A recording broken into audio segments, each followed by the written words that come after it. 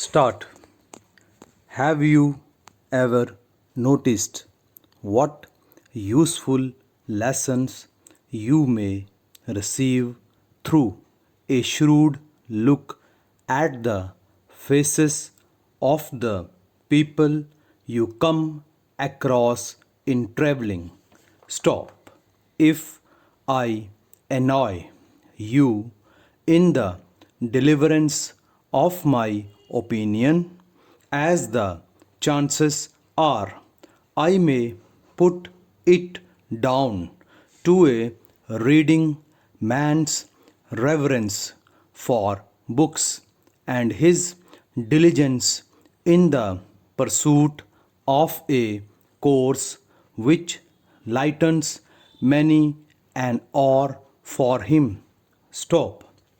You will see in them humor and gloom, generosity and miserable stinginess, pluck and nervous fear, wisdom and simplicity. Stop. Think of these significant facts and your frowns may vanish. Stop. If you have a love of books, you will feel no loneliness if and when men forget you. Stop.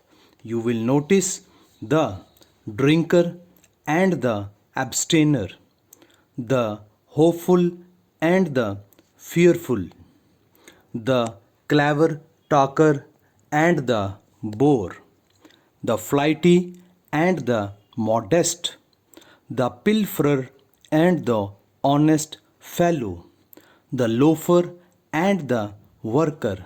Stop. You can dispense with them in the circumstances, for you will have within yourself, through the brains of your authors, many better men to replace them. Stop.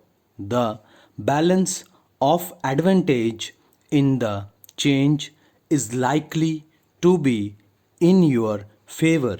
Stop. 5 minutes in a tramway car may offer us many lessons if we care to take them. Stop.